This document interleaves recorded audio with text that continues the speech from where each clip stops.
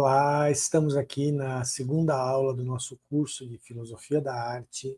A pergunta que não quer calar, afinal, o que é a arte? Promovido pelo Instituto Aliteração. Eu sou o professor Roman Lopes e, enfim, só para retomar, então, antes da gente iniciar o conteúdo dessa segunda aula, retomar como nós terminamos a aula anterior, né, a aula passada, a primeira aula do curso, para daí a gente continuar com as nossas reflexões, tá bom? Então é o seguinte, a gente na primeira aula falou dos 3 princípios, vamos dizer assim, básicos do fenômeno artístico. Concluímos então que o fenômeno artístico é um fenômeno essencialmente humano, né? Não existe outro ser na face da Terra que faça arte, né?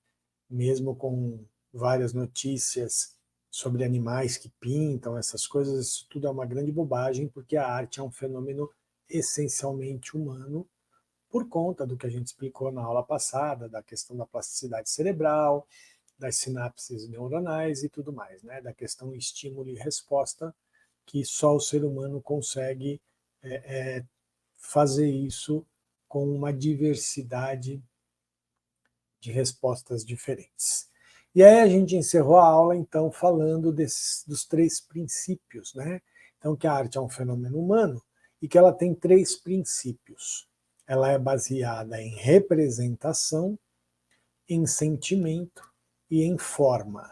Então, através de uma forma que é estruturada a partir de um determinado sentimento, de uma determinada intencionalidade,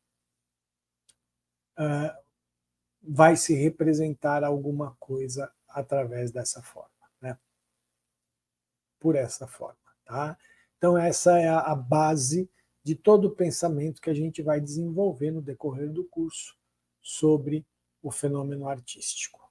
Para lá no final, então, chegar à resposta a essa pergunta, o que é arte? E hoje, na segunda aula, então, nós vamos falar de, um, de, um, de uma vertente do pensamento artístico. Tá? E eu estou chamando de vertente não como uma coisa unificada. Essa vertente, entre aspas, aconteceu em várias épocas diferentes, né? Como todas as outras vertentes. Tá? Então, talvez a palavra vertente não seja a mais adequada, mas ela está aqui colocada no sentido de uma forma de enxergar esse fenômeno artístico, sem mexer nessas bases, tá? Uma forma de enxergar o fenômeno como todo. E existe um conjunto de pensadores que enxerga a arte como uma coisa, como um fenômeno para além da nossa vida cotidiana, para além da realidade, para além do ordinário, né, da existência humana. Então a arte estaria no campo do extraordinário. Extraordinário no sentido daquilo que está além do ordinário, além do comum. Né? Esse conjunto de pensadores que encarava a arte como algo para além do ordinário, né? Que encarava a arte como algo para além do humano, não para além do humano no sentido de que é produzido por alguma coisa para além do humano, mas é onde o humano se conecta com algo que está para além dele. Tá? Então, é um conjunto de pensadores que encara a arte como um fenômeno metafísico, né? Como um fenômeno que está para além da materialidade, da explicação científica, enfim, da questão empírica da vida. Tá? Por isso, então, que eu estou chamando essa segunda aula de agora um breve voo por devaneios, porque é justamente isso. Né? São pensamentos sobre a arte que vão levar a arte para algo que está para além do ser humano, né? Da vida cotidiana, da existência ordinária do ser humano. E para essa aula de hoje, eu vou usar 4 obras para analisar com vocês, tá? Para a gente... obras que representariam, então, para a gente verificar os pensamentos desses pensadores, né? Dessas pessoas que enxergam a arte como um fenômeno metafísico. A primeira obra é o Êxtase de Santa Teresa, de Gian Lorenzo Bernini, que nasceu em 1598 e morreu em 1680. Então, o Bernini ele era um escultor do final do Renascimento para o início do Barroco. Então, ele é um escultor que, apesar de estar meio que localizado nesse final renascentista aí, início, ele já começa a colocar na sua obra as características da arte barroca. Ele é um dos precursores do barroco, né, um dos grandes nomes desse movimento artístico. Tá? Então o Bernini ele nasceu no final do século XVI e viveu no século XVII. Tá? Já entre esse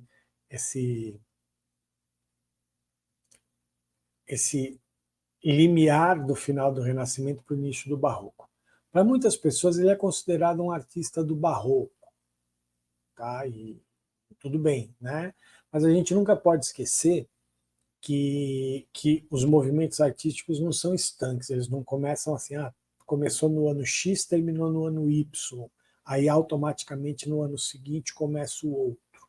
Existe sempre uma fusão aí desses movimentos, né, durante um determinado tempo, e a gente vai ver artistas contemporâneos fazendo arte com característica de um dos movimentos, outros artistas fazendo arte com característica de outros movimentos, e é assim que a gente vai entendendo melhor essas fases de transição entre movimentos, tá bom? Então a primeira obra que a gente vai usar é o Êxtase de Santa Teresa, do Bernini. A segunda obra que a gente vai usar é A Face da Terra, da Guerra, Face da Guerra, um quadro do Salvador Dalí, né, o Dalí que nasceu em 1904 e morreu em 89, um pintor surrealista. Então, um dos grandes nomes, talvez o mais famoso nome da pintura surrealista, né, o surrealismo é um movimento que nasceu na Europa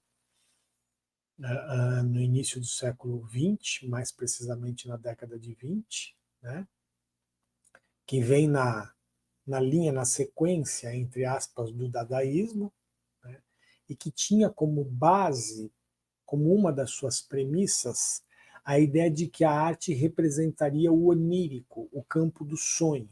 Né? Aí você vai perguntar, ué, mas você não falou que a metafísica lida com o além do humano? E aí o sonho é uma coisa que vem para dentro do ser humano, é uma coisa introspectiva. Mas esse além do humano não é um além necessariamente só para fora, não. É um além que vai para fora e que vai para dentro. É o além da vida ordinária. Tá? E o sonho, então, por muitas correntes, pela psicanálise e tudo mais, é considerado um estado de além do humano, da nossa condição humana, né? Mesmo que seja um estado introspectivo. Tá? E as outras duas obras são duas obras de um artista brasileiro, né, o Arthur Bispo do Rosário, um artista contemporâneo, né, de Salvador Dalí. Ele nasceu em 1911 e morreu no mesmo ano que Salvador Dalí, em 1989. Tá? Ele era de Niterói, quer dizer, ele viveu em Niterói, ele não nasceu em Niterói, mas ele viveu em Niterói. E o Arthur Bispo do Rosário tem uma coisa muito interessante, porque assim, ele não era um artista em vida, né? Ele, ele viveu grande parte da vida dele internado em manicômios, né? Mais precisamente depois num manicômio específico, e ele fez toda a arte dele dentro dos manicômios, tá? E essa arte é uma arte póstuma. Ele foi reconhecido como artista depois da morte dele, há pouco tempo que a gente lida com o reconhecimento do Arthur Bispo do Rosário como um artista, tá? Então a gente vai usar duas obras dele, essa, O Grande Veleiro, e a Colônia Juliano Moreira, seria uma planta baixa da colônia, né, feita por ele. A Colônia Juliano Moreira foi a principal instituição, né, o principal manicômio onde ele ficou por muitos anos. Tá? Então são essas 4 obras que a gente vai utilizar na análise dos pensamentos que a gente vai ter em relação à arte e à metafísica, né? A arte para além da condição humana. E a gente vai tentar, ao final da aula, pegar todas essas reflexões metafísicas e relacionar com aqueles 3 princípios, porque eu coloquei aqueles 3 princípios na primeira aula justamente por isso, porque eles vão permear todas as nossas reflexões de todas as aulas, tá? Não de maneira imutável, não porque esses princípios eles são imutáveis, mas justamente para a gente ver como cada forma de ver o fenômeno artístico, cada tipo de pensamento sobre o fenômeno artístico lida com esses 3 princípios, tá bom? Bom, então vamos começar com o primeiro pensador de hoje, que é o Humberto Roden. Humberto Roden era brasileiro, tá? Do século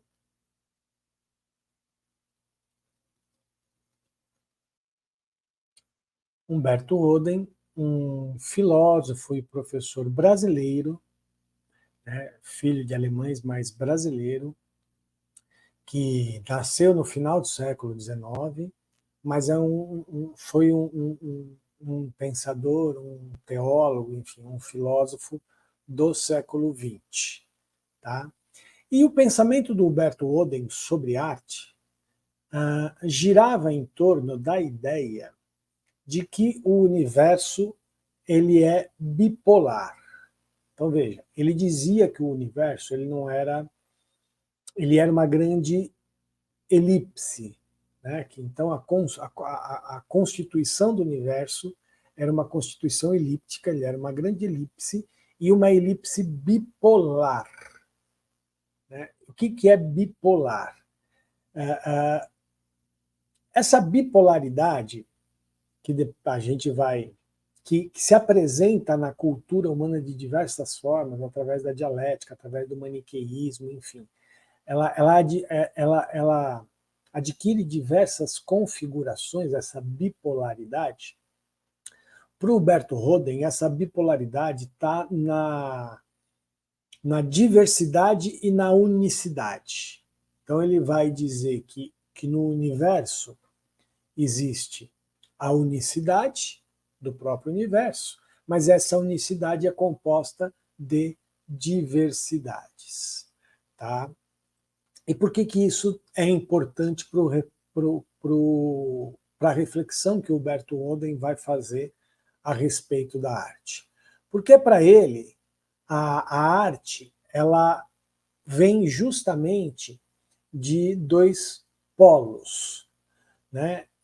Esse livro que a gente pegou dele para conteúdo do curso é um livro que se chama Filosofia da Arte, onde ele vai colocar a filosofia e a arte como 2 polos de um mesmo fenômeno, ou de uma mesma configuração da ação humana. Tá?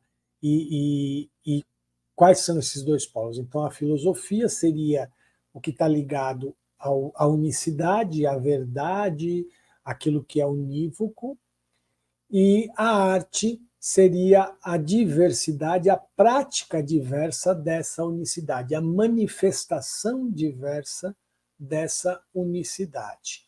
Então, para ele, o artista é aquele gênio, é aquela pessoa que consegue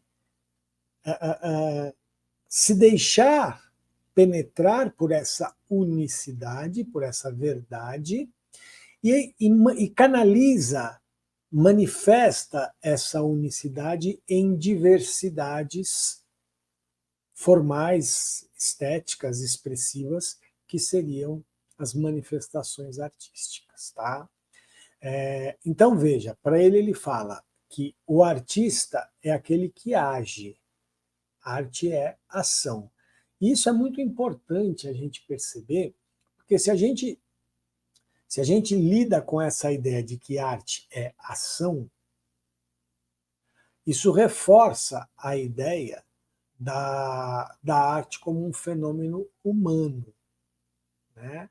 Por quê? Ah, mas os animais também agem. Só que a ação aqui, no caso, né, é uma ação concreta, é uma ação direcionada, é uma ação que carrega intencionalidade.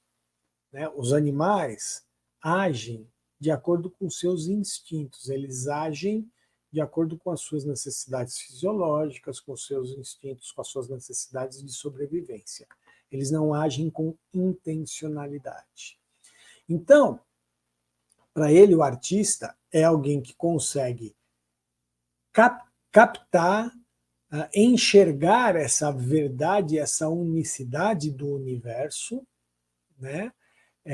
E concretiza numa individualidade expressiva através da sua ação. Então ele vai, através da sua ação, representar ou concretizar em forma essa unicidade ou essa verdade.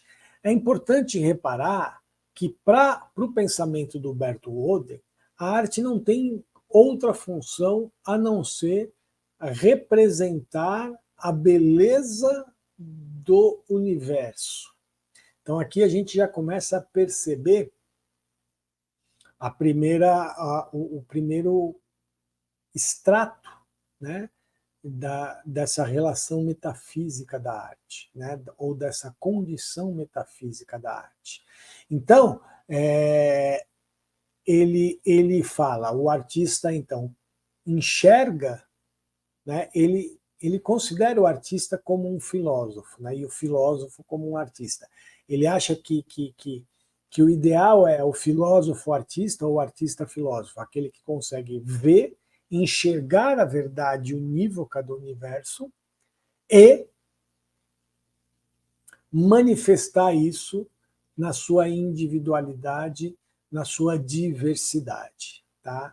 E é importante a gente reforçar que quando ele fala em condição unívoca do universo, em verdade, e ele usa a verdade com V maiúsculo, ele não está aqui colocando, impondo uma verdade religiosa, nem nada disso. Tá? Inclusive, ele coloca essa verdade como algo muito abstrato. E que o artista é capaz, através da sua ação, concretizar isso em individualidades. Então, veja. E aqui vem a primeira bipolaridade importante. O artista não manifesta, ele não vai conseguir manifestar a verdade unívoca. Ele vai se apropriar dessa verdade unívoca e representar uma parte dela ou a condição diversa dela. Né? Então existe essa... Porque ele vai concretizar só uma parte dessa verdade. Tá? Então, para ele, a arte seria a visão da verdade que se manifesta na ação da beleza. Isso é o conceito final que o Huberto Roden vai ter sobre arte. Então, o artista filósofo ou filósofo artista é aquela pessoa que consegue enxergar essa verdade, deixar-se penetrar por ela e manifestá-la concretamente através de diversidades, né, de ações diversas que carregam a beleza dessa verdade. Ele tem umas passagens muito interessantes no pensamento dele, porque ele vai falar assim de pegar o incolor ou monocromático e transformar em multicor, né? Pegar o abstrato e transformar em concreto. Então, para o Humberto Roden, é importante a relação do artista com essa verdade que está para além da nossa existência cotidiana. Tá? Então, a arte, para ele, é o que vai manifestar essa beleza da, da grande verdade do universo. Então, vamos analisar um pouco as obras que a gente colocou aqui. Tá? Então, o êxtase de Santa Teresa. Vamos lá, eu acho que aqui fica muito claro esse pensamento do Humberto Roden. Por quê? Porque a gente tem aí Santa Teresa sendo atravessada por uma flecha de um anjo e entrando em estado de êxtase por causa disso. Né? Eu acho que a obra é autoexplicativa no que diz respeito ao Humberto Roden. Como eu disse, o Humberto Roden em nenhum momento ele coloca essa relação do diverso com o universo, né? Da ação do artista com o gênio do filósofo, com a visão da verdade que o filósofo tem, como uma coisa religiosa. Mas aqui, né, nessa obra, que é uma obra religiosa, essa relação com esse além, com essa verdade, se dá através do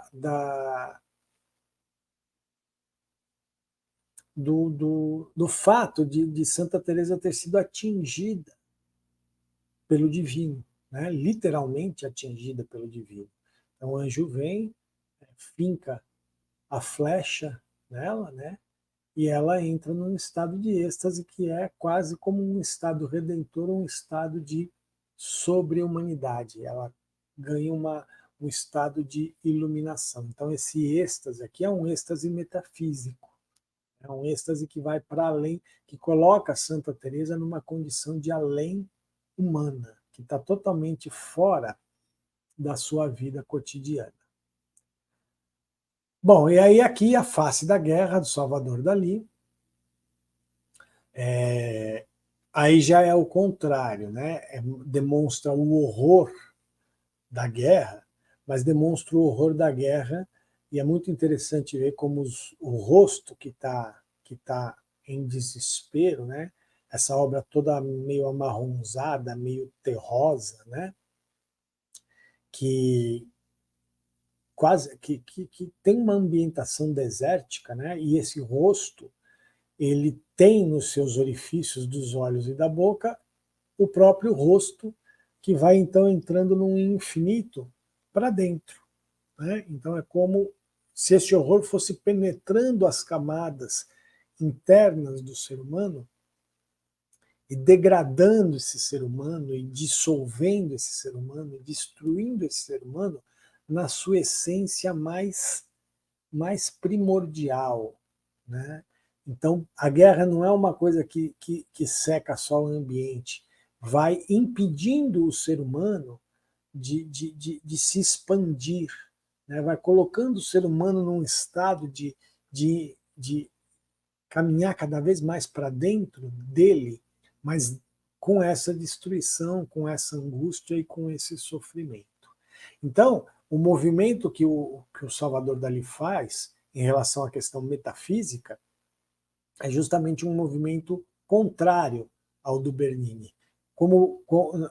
Enquanto o Bernini faz com que Santa Teresa vá para além, né, adquira uma iluminação e vá para uma redenção que vá para além da sua condição humana, o Salvador Dalí mostra quanto a guerra nos coloca numa condição cada vez menos humana, cada vez mais aquém da nossa humanidade, numa condição de degradação, de angústia e de sofrimento, num movimento para dentro, né, num movimento introspectivo, que vai fazer com que a gente fique cada vez mais degradado e angustiado. E a obra do Arthur Bispo do Rosário, O Grande Veleiro, né, eu escolhi essas duas obras, tanto O Grande Veleiro como A Planta da Colônia Juliano Moreira, porque elas carregam duas coisas importantes da vida do Arthur Bispo do Rosário. Primeiro, o Arthur Bispo do Rosário ele trabalhou na Marinha, né, durante um período da vida dele. E a colônia Juliano Moreira, como eu disse, foi o local, o manicômio, onde ele ficou internado por mais tempo. E esses dois objetos são muito significativos e representativos da obra do Arthur Bispo do Rosário, porque, como eu disse, o Arthur Bispo do Rosário ele não era um artista, no sentido comum da palavra. Né? Ele era um interno de um manicômio, lá dentro ele fazia a sua obra. E é muito interessante a gente perceber o seguinte, o Arthur Bispo do Rosário, qual material que ele usava para fazer as obras dele? Ele usava retalhos de lençóis que iam ser jogados fora, ele usava objetos que estavam sendo descartados no cotidiano do manicômio para criar a sua obra. E uma vez eu fui assistir a uma exposição, fui visitar uma exposição do Arthur Bispo do Rosário, e entre os textos da exposição tinha um texto que dizia que o Arthur Bispo do Rosário falava que o grande objetivo dele com o que ele fazia, né, que na época não era considerado arte nem nada disso, mas o grande objetivo dele com o que ele fazia era fazer um inventário do mundo para entregar a Deus quando ele morresse. Então, só isso já mostra o objetivo ou a condição metafísica da obra do Arthur Bispo do Rosário. Ele pega, só que a obra do Arthur Bispo do Rosário tem uma coisa muito interessante que é isso. Ele vai pegar objetos ordinários da vida, ele vai pegar um material ordinário da vida, né, e ordinário no sentido mais ampliado do termo, porque além de serem objetos de uso cotidiano no manicômio, eram objetos que já não eram mais usados porque seriam descartados, iriam para o lixo. Já foram usados e seriam descartados, iriam para o lixo. E ele faz, então, esse inventário da própria vida, né? Então todas as obras dele têm alguma relação com o que ele viveu, como é o caso do Grande Veleiro e do mapa, né, da planta da colônia Juliano Moreira.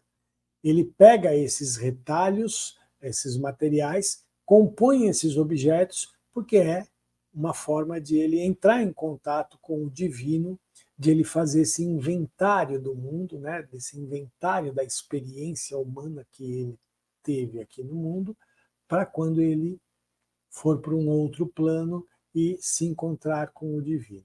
A obra do Arthur Bispo do Rosário, gente, é uma coisa assim fantástica, né? Essa exposição que eu falei que eu fui, que eu me referi, não era uma exposição do Arthur Bispo do Rosário, mas foi numa Bienal Internacional de Artes de São Paulo, onde havia um espaço muito grande e central no pavilhão da Bienal dedicado à obra do Arthur Bispo do Rosário, né? E eu confesso que eu chorei muito quando eu visitei esse espaço, porque era uma coisa muito forte, muito intensa, que conectava a gente num lugar muito diferente. E eu não sou uma pessoa religiosa, né? Sou uma pessoa assumidamente ateia, não professo nenhuma crença metafísica, mas a obra do Arthur Bispo do Rosário me tocou profundamente. Então essas três obras, são quatro, né? Mas vamos pegar as duas obras do Arthur Bispo do Rosário como uma só. Essas três obras mostram claramente essa ideia, né, da bipolaridade a que se refere o Roberto Roden, né? Quer dizer, no caso do êxtase da Santa Teresa, é a bipolaridade entre o humano e o divino, né? No caso do Salvador Dalí, é a bipolaridade entre o horror e a beleza, né? Mas entre o viver na guerra e a degradação interna que isso provoca. E no caso do Arthur Bispo do Rosário, tem a ver com o ordinário e com o extraordinário. Também uma coisa entre o humano e o divino, mas aqui nesse lugar é aquilo que é ordinário, aquilo que é descartável e aquilo que vai para além, né, que vai para o encontro com o divino. Tá? Então, me parece que nessas obras, essa ideia da bipolaridade do, do, do, da transcendência da ideia sobre arte do Huberto Roden estão bem postas. Aí adiante, indo adiante, a gente vai agora pegar então o nosso segundo pensador, que é Nietzsche, Friedrich Nietzsche, um filósofo alemão do século XIX, né? Ele morreu em 1900, ele morreu exatamente no primeiro ano do século XX, né? Então ele era um filósofo do século XIX, alemão, tá? E ele dizia muito claramente, né? O Nietzsche ele é um filósofo muito controverso, tá? Eu sempre debato com pessoas que gostam e que não gostam de Nietzsche, enfim. Na universidade acabei fazendo um seminário sobre Nietzsche para contrapor uma pessoa que tinha criticado muito Nietzsche. Enfim, Nietzsche realmente é um filósofo controverso. E eu não vou dizer que eu concordo com 100% do que Nietzsche coloca, mas eu digo sem sombra de dúvida que Nietzsche é o meu filósofo preferido. E por que eu digo isso? Porque apesar dele ter dito algumas coisas que hoje em dia são muito problemáticas, e eu concordo, né? Concordo, inclusive, que elas sejam problemáticas, né? Então, não estou fazendo uma crítica ao dizer que hoje em dia elas são muito problemáticas, eu concordo que elas têm que ser problemáticas e problematizadas. O que me atrai muito no pensamento do Nietzsche, entre outras coisas, mas é a visão que ele tem da relação da arte com a vida. Então, para o Nietzsche, então a gente tem que partir de um princípio que é um princípio nietzschiano. Para o Nietzsche, a vida deveria ser uma manifestação estética, ou seja, nós deveríamos viver como um fenômeno artístico. Mas isso não acontece. E toda a crítica que o Nietzsche vai fazer à arte, inclusive, e à própria vida, se baseia, entre outras coisas, nessa premissa de que a arte deveria ser um fenômeno estético e não é. Tá? E aí Nietzsche vai, esse livro Nascimento da Tragédia, é uma das principais obras de Nietzsche, onde ele vai fazer uma análise da tragédia grega. Só que essa análise da tragédia grega, e Nietzsche era um grande especialista na cultura grega, né? Mas e essa análise que Nietzsche vai fazer sobre a tragédia grega acaba ultrapassando os limites da tragédia grega e se transformando numa análise sobre o próprio fenômeno artístico. E é interessante a gente perceber o seguinte: do mesmo jeito que para o Huberto Roden a arte e tudo no universo é bipolar, existe essa bipolaridade no fenômeno artístico, para o Nietzsche, a arte é feita a partir de dois impulsos, o impulso apolíneo e o impulso dionisíaco. E ele vai passar uma grande parte desse livro, Nascimento da Tragédia, falando desses dois impulsos que regem o fenômeno artístico.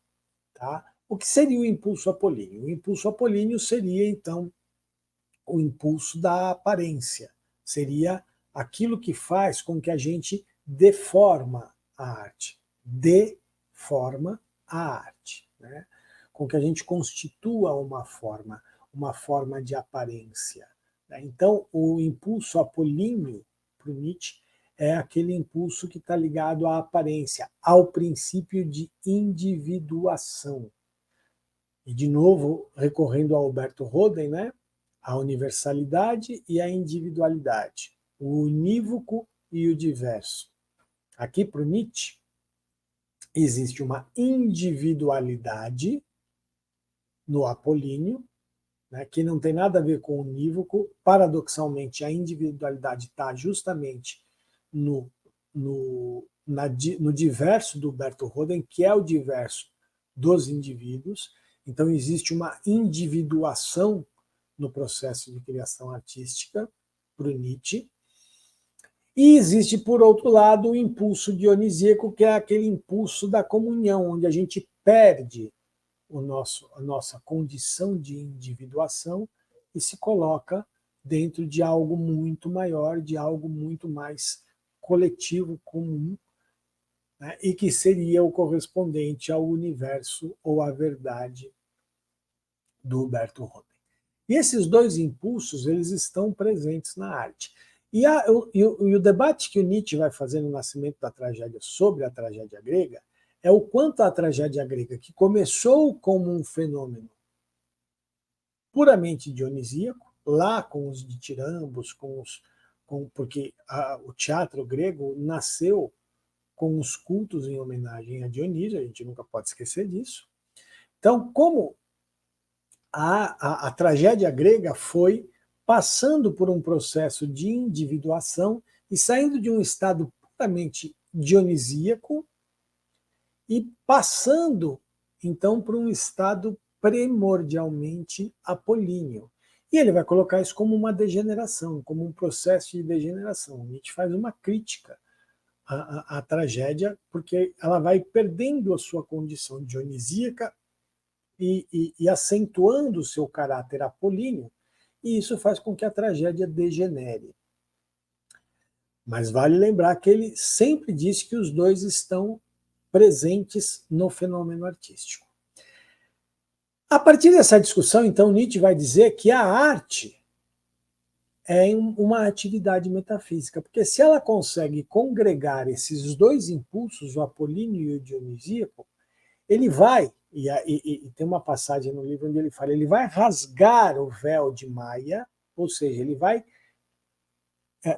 tirar aquilo que turva a nossa mente, a nossa visão, e vai fazer com que a gente consiga enxergar o que está para além da nossa vida. E por que ele aqui, nessa citação, ele faz um contraponto entre a arte e a moral?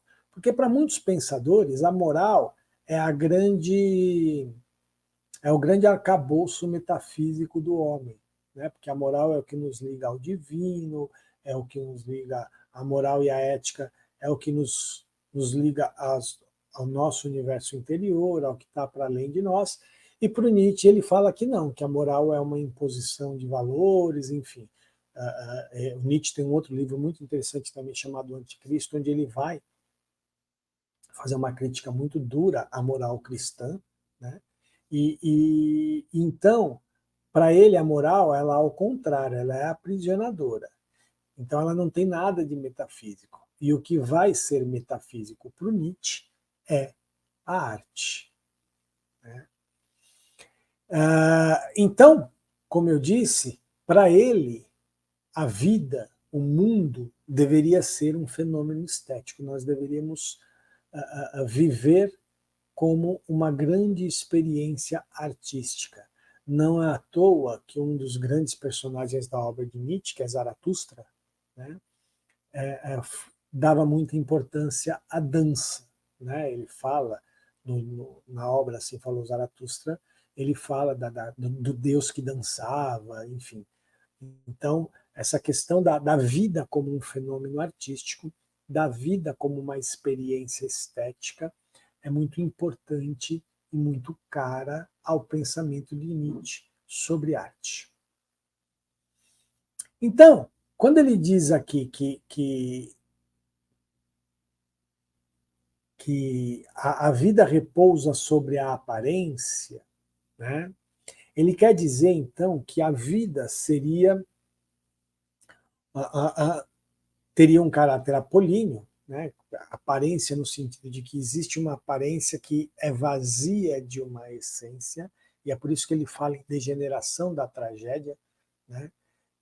De decadência da tragédia. Por quê? Porque para ele, o dionisíaco, esse impulso dionisíaco que ele é agregador, que ele nos tira da nossa condição de individuação e nos coloca dentro de um agregado, né, de um grupo, de uma comunidade, de comunhão, enfim. Esse impulso dionisíaco, ele é o verdadeiro impulso de contato com algo que está para além daquilo que nos oprime na vida. Né? Para o Nietzsche, o mundo era algo extremamente opressor, a cultura europeia, enfim, era uma coisa extremamente opressora. A gente não pode Não pode esquecer que Nietzsche era um filósofo alemão do século XIX. Então, ele fala da vida na Europa, né?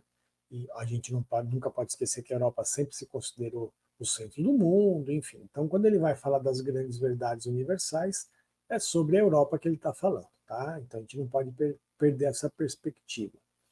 Mas, como todo filósofo, ele acaba dando um caráter de universalidade à sua fala. E aí ele vai falar que é isso, a aparência da vida, a moral, eles na verdade são negações da vida. Esse processo de individuação da arte e da própria vida são processos de negação da vida real, da vida verdadeira, que deveria ser uma vida em comunhão, que deveria ser uma vida onde a nossa ideia de indivíduo se dissolvesse em algo maior, em algo mais comunitário. E é com a arte que a gente consegue isso, né? Com a dança, enfim, é com a arte que a gente vai conseguir isso. Então, uma forma de se contrapor à moral que é cerceadora da vida, para o Nietzsche, é a arte. Então, a arte ela tem a função de se contrapor a a limitação, a doutrinação da moral. Então aqui o Nietzsche acaba colocando a arte como uma coisa extremamente libertadora, e é por isso que ele vai defender que a vida deveria ser um fenômeno estético, ou uma experiência estética, ou uma experiência artística. Porque ele fala que só assim a gente consegue viver de maneira livre. Então vamos agora ver como é que a gente pode lidar com essas mesmas obras a partir do pensamento de Nietzsche. Vamos pegar primeiro os dois impulsos, apolíneo e dionisíaco, né? Tá aí existe a própria. Se a gente pegar, se a gente vê a expressão do rosto das duas personagens dessa obra, o anjo e a Santa Teresa, a gente vai ver que o anjo é puro apolíneo, né? É puro apolíneo. E Santa Teresa seria o puro dionisíaco, porque é êxtase, né? Ela está em estado de êxtase.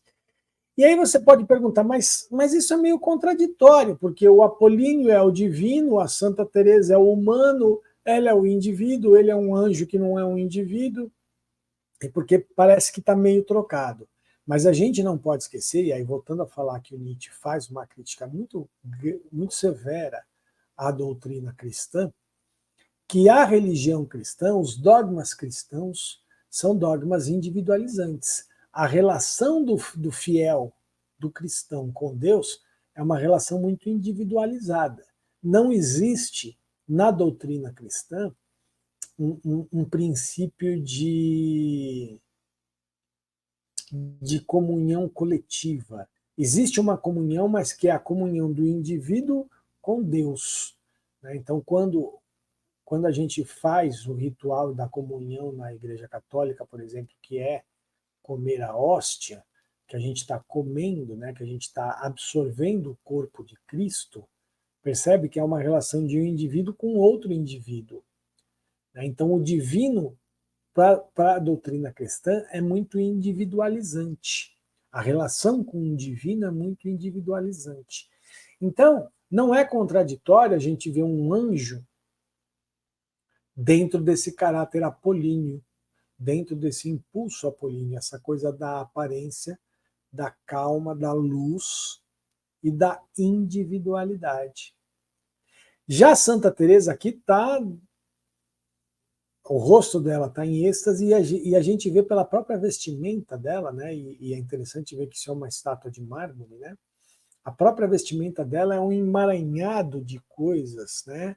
Ela não tem um corpo, o corpo dela se dissolve nesse emaranhado dessa vestimenta.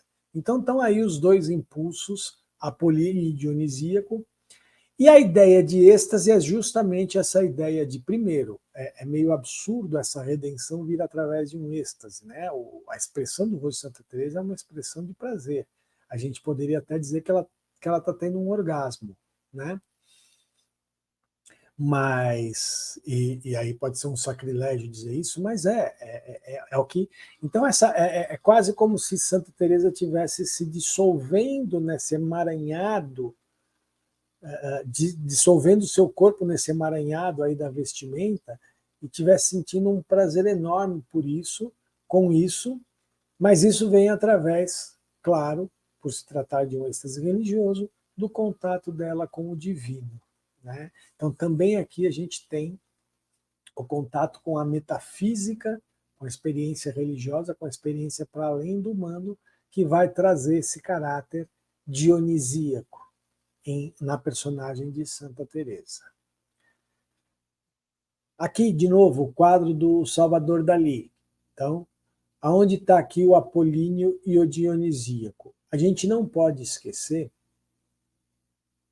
que o surrealismo, né, movimento do qual Salvador Dalí fez parte, era um movimento que tinha como premissa, eu já disse isso nessa aula, tinha como premissa o material onírico, né, o sonho. E sonho não é uma coisa só linda, né? A gente tem pesadelos, porque se fala em sonho no sentido literal, não é o sonho figurativo de eu sonho com um mundo melhor. Não, sonho no sentido psicanalítico. A gente sonha toda noite quando a gente dorme, né?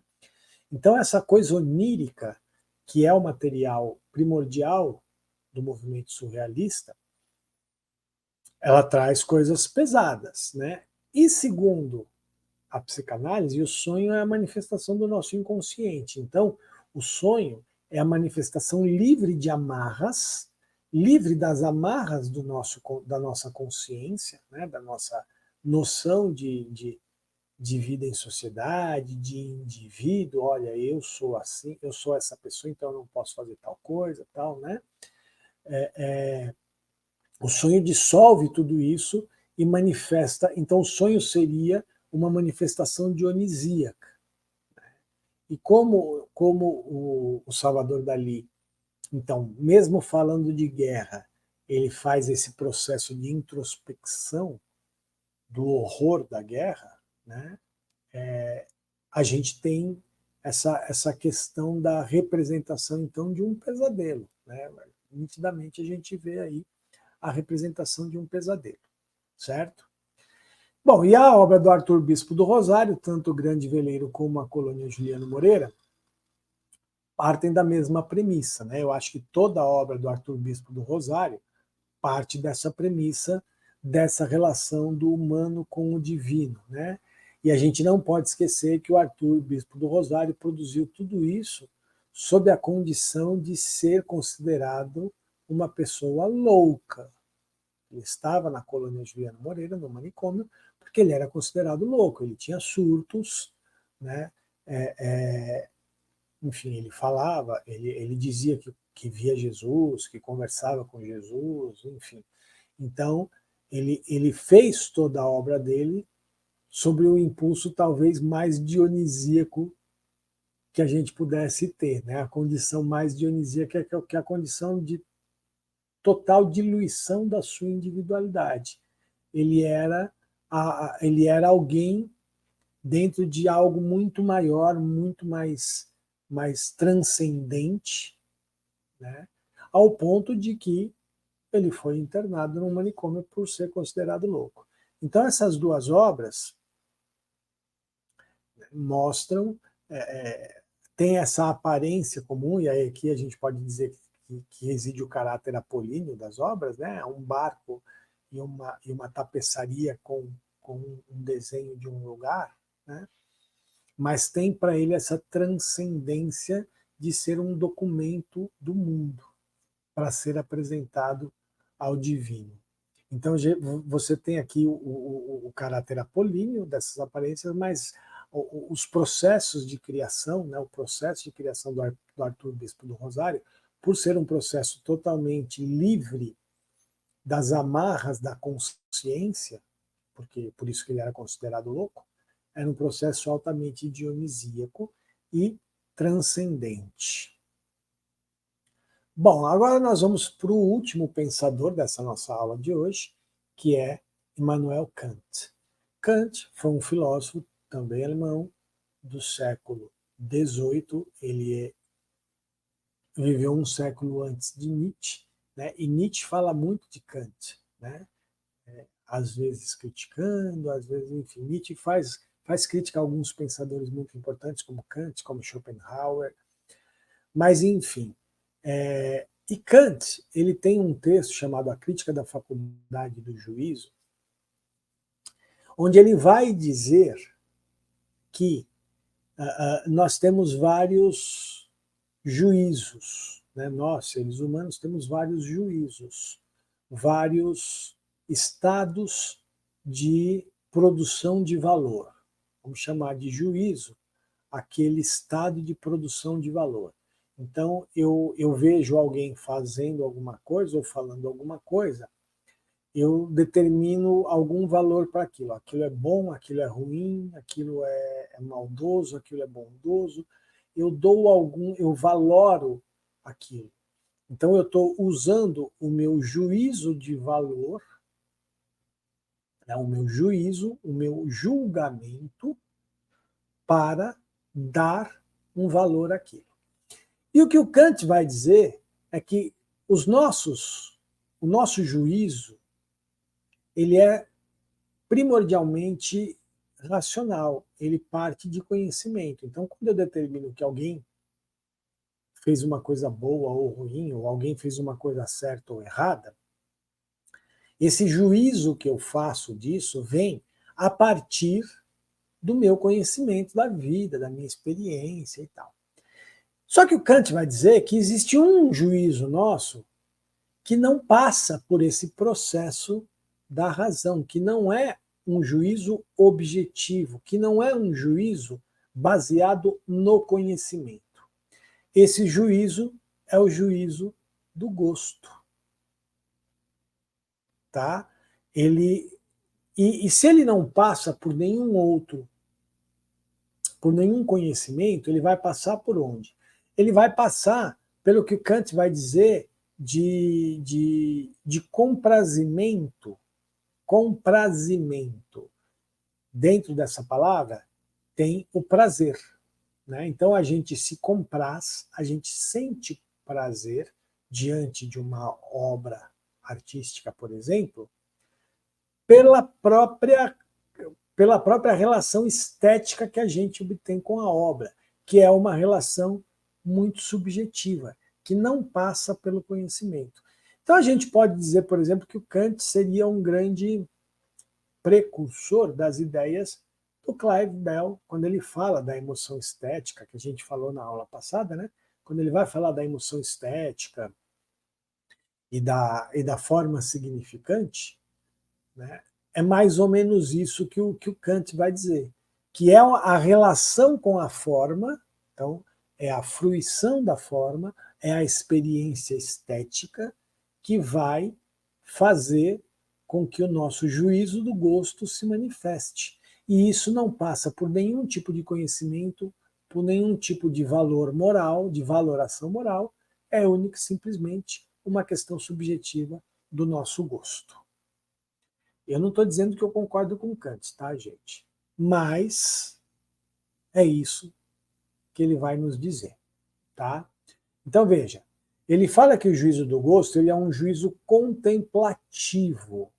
Por quê? Porque para ele não depende da existência, a existência do objeto que ele quer dizer aqui não depende da existência no sentido social do termo. Né? Então, a obra, sei lá, eu leio um livro que fala sobre determinado assunto e eu começo a analisar esse assunto do qual o livro fala dentro da realidade social. Já não é mais o juízo do gosto. Eu posso fazer isso, só que não é isso que vai determinar se eu gosto ou não do livro. Tá? Por quê? Porque esse gosto não é direcionado a conceitos, não é direcionado a nada. Ele é, pura e simplesmente, um juízo que vem do prazer que que o contato com esse livro, por exemplo, me daria. Prazer ou desprazer, tá? Que vai para além. Mas se eu leio, sei lá, um livro que fala, cujo personagem seja, sei lá, uma pessoa racista, machista, enfim, LGBTfóbica, eu não vou gostar, né? Não sei. Eu posso gostar do livro, mesmo fazendo todas as críticas, por exemplo, àquela personagem. Porque depende muito da forma como o livro se configura, como isso é expresso. E como eu vou me relacionar com isso. E para o Kant, isso não vai passar por toda a minha crítica conceitual e racional, né, a partir do meu conhecimento, a todos esses preconceitos, né, a todas essas distorções, o racismo, o machismo, a LGBTfobia, enfim. Não, vai passar por um outro lugar. Então eu posso fazer uma crítica ao livro, eu posso falar que o livro fala de um assunto que é ruim, que a personagem é ruim, e mesmo assim a minha relação com a obra como um todo vai ganhar uma outra dimensão. Um exemplo muito bom para falar disso é o filme Cidade de Deus. Né? Eu adoro Cidade de Deus, eu acho um filme fantástico, mas ele é terrível. Né? Ele é terrível.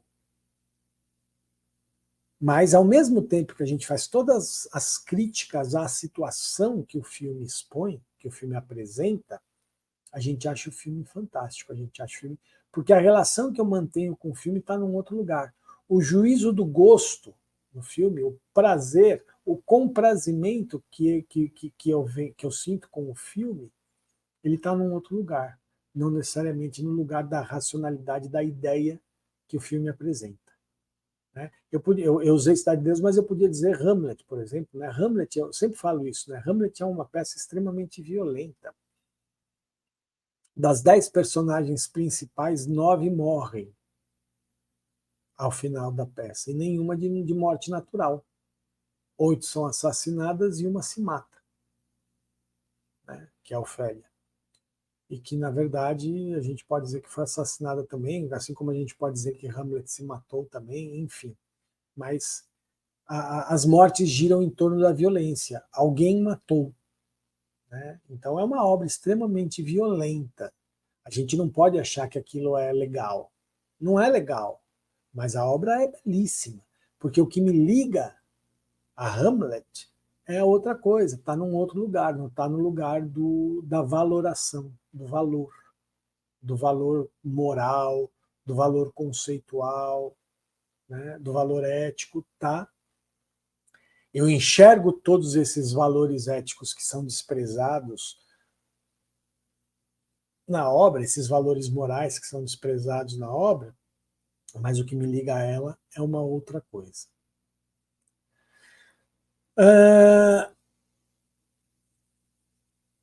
E aí o que o Kant vai querer dizer, então, com essa coisa do juízo do gosto não estar ligado ao conhecimento e ser uma coisa da relação do indivíduo, uma coisa subjetiva da relação do indivíduo com a obra que está num outro lugar, faz com que o Kant diga, então, que o gosto é a única coisa que é livre. Que é livre. Porque é a única relação que a gente mantém com alguma coisa da vida totalmente desinteressada. Então, para o Kant, o contato com a arte, né, já que ele está falando de gosto e dessa relação estética com o objeto, né? Então, para o Kant, essa relação com o objeto artístico é uma relação livre e desinteressada. Então é muito importante a gente entender isso. Desinteressado. Então seria o juízo do gosto é o único juízo que é livre, porque ele é desinteressado, porque ele só se conecta com aquilo que é belo no sentido do comprazimento, do despertar de uma sensação de prazer ou desprazer, mas uma sensação de comprazimento. Tá? Então vamos de novo às nossas obras. o êxtase de Santa Teresa para a gente ver isso, né? Quer dizer, esse êxtase de Santa Teresa parece um êxtase um estado extremamente libertador, né? Ela vai transcender, ela vai sair da sua condição e vai transcender para algo muito maior, onde não existe juízo de valor, onde não existe. E quando a gente olha essa obra, eu vou dizer eu como fruidor da obra, né? Esse contraste entre a condição austera do anjo e essa condição quase quase inumana da Santa Teresa, porque ela é quase como um ser humano se dissolvendo, né? Ela traz uma beleza, ela traz uma coisa que independe do que a gente pensa sobre. Como eu disse, eu não sou uma pessoa religiosa, né? Eu tô com Nietzsche, né, na crítica que ele faz ao cristianismo. Mas essa obra é belíssima porque ela traz essas sensações, e se a gente parar para ver, a gente vai analisar a beleza da técnica utilizada pelo Bernini, né? Mas a gente vai se ligar muito nas questões formais, e são essas questões formais, essa aparência, que vai trazer para nós algum tipo de prazer em ter contato com essa obra. Aí vocês podem dizer, mas quem é cristão vai ter um prazer diferente. Se a pessoa se deixar levar pelos seus dogmas, ela pode ter, inclusive, uma sensação de desprazer, porque vai dizer que está colocando, principalmente neopentecostais, né? Colocando essa expressão de prazer no rosto de Santa Teresa e tudo mais. Então, pode ser que seja até uma sensação ruim, mas isso não tem nada a ver com o gosto, o juízo do gosto estético preconizado pelo Kant, né? Porque, como ele disse, isso não tem nada a ver com conceitos de bom ou de ruim, né? A mesma coisa aqui, é uma angústia, incomoda, mas ao mesmo tempo atrai, né? A gente não desprega o olho, a gente se afeta por isso. E a gente vai tentar, é natural que a gente, dentro da nossa cultura de herança europeia, onde o iluminismo é uma coisa muito forte, e a necessidade de uma explicação racional para tudo é muito forte, a gente tenta explicar. Mas o que a gente sente ao ver uma obra como essa do Salvador Dalí está para além da explicação. De novo, reforçando, o movimento surrealista tinha como principal matéria-prima o conteúdo onírico, né? Então, os sonhos, por mais que os psicanalistas busquem explicar os sonhos, né, e Freud tem uma obra chamada A Interpretação dos Sonhos, e é importante dizer a interpretação dos sonhos e não a explicação dos sonhos, porque Freud interpretava a simbologia por trás dos sonhos, né, mas ele estava fazendo análise, ele não estava vivendo uma experiência estética. Então é importante frisar isso. Então a experiência estética vai para além da explicação. A angústia que a gente sente ao ver esse quadro vai para além da explicação, né? E a obra do Arthur Bispo do Rosário, de novo, vem nesse lugar de relação de transcendência com o divino, tá certo? Bom, esses foram então os três pensadores de hoje. Esse foi o conteúdo da nossa aula.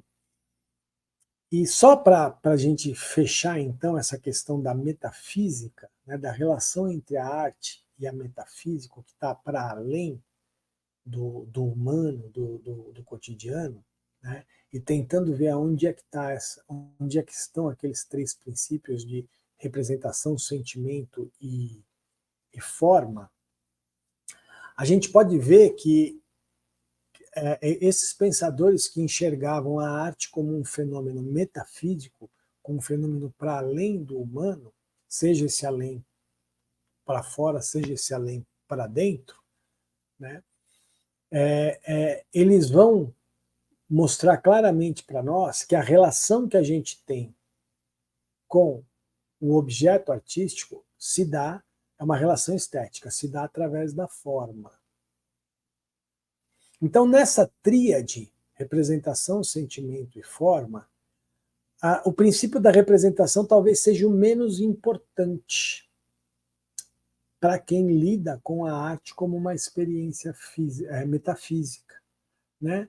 O que a arte está representando não é que não existe ou que não seja importante, mas ganha uma importância menor diante da transcendência da relação do nosso sentimento com a forma.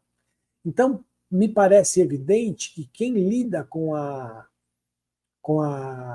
arte enquanto experiência metafísica, e aí aqui a gente falou de Humberto Roden, de Nietzsche e de Kant, mas existem outros pensadores, outras pessoas que lidam com a arte como uma experiência metafísica.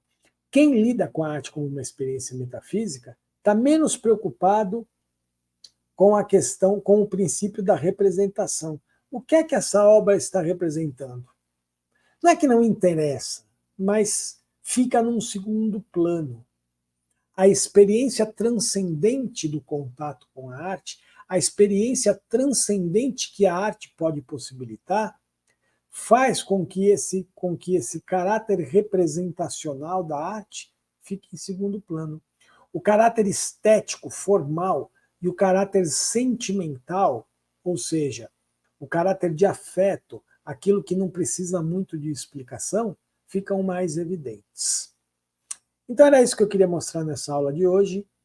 Na nossa próxima aula nós vamos ver uma coisa talvez um pouco oposta a isso, que é quando a gente vai lidar justamente com a arte dentro de uma visão mais materialista, né, dialética, tá? Mas eu vou falar sobre isso na próxima aula. E, de novo, sempre pegando esses 3 princípios que a gente vai carregar durante todas as nossas aulas, tá bom? Então é isso, leiam os textos do Humberto Roden, do Nietzsche e do Kant, que fazem parte do material, façam um exercício só para testar os conhecimentos, eu sempre vou reforçar que o objetivo desses exercícios não é um objetivo avaliativo para vocês, né? Vocês podem fazer o exercício quantas vezes quiserem, o resultado final do exercício não vai afetar em nada o desenvolvimento do curso, é só como um jogo, uma brincadeira para que vocês possam ir testando e para que eu possa ir vendo como é que isso está chegando até vocês, certo? Então é isso, gente. Até a terceira aula. Espero que vocês tenham gostado. Vamos lá, vamos adiante, porque a gente tem ainda mais aulas pela frente. E na terceira aula a gente vai encerrar, então, o primeiro módulo, certo? Valeu, pessoal. Até a próxima aula. Tchau, tchau.